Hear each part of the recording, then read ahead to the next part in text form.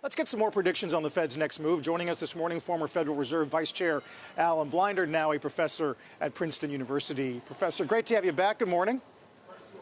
Nice to see you. Important day. You imagine you've been listening to our discussion. How do you think they tackle some of the dynamics that are facing them today? I think Sarah put her finger on the right thing.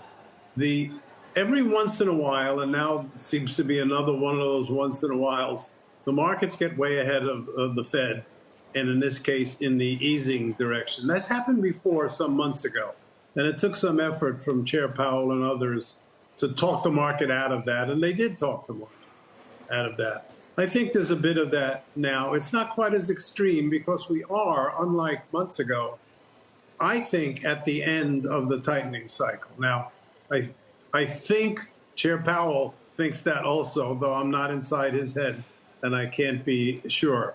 But they are going to be a little bit worried, not catatonic about it, the market getting too hepped up about rate hikes soon. Not rate hikes in general. There will be, rate cuts. There will be cuts, but not right away. I think the title of their report this week coming out of CPI was Sooner But Not Soon, meaning they pushed forward their expectation for the first cut to Q3. They were in Q4.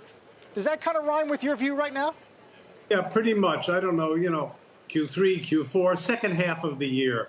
I'd be surprised. Let me backtrack.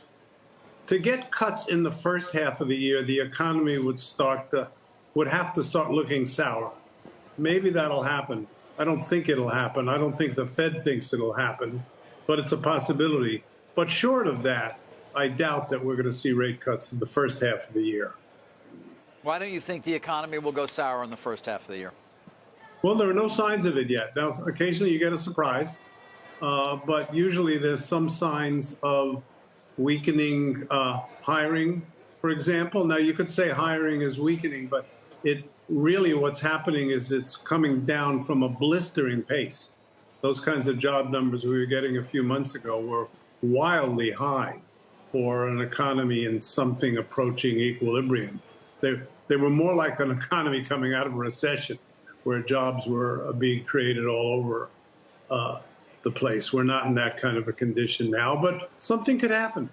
You could get an oil shock, for example, a non-random example. The price of oil has been behaving pretty nicely lately.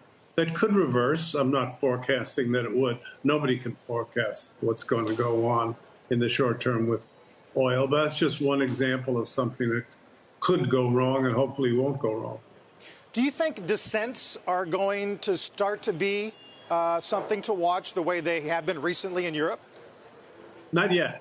I think right now the Fed, if I could get inside the head of every FOMC member, which I'm not, my guess is they're all thinking the same, that they're all agreed. That was not true a few months ago, and it probably won't be true a few months down the road, where the prospects of cutting rates become realistic in a way that they're not at today's meeting. My guess is they're all on the same page today, and maybe for the next meeting or two, who knows about that? That depends on incoming data.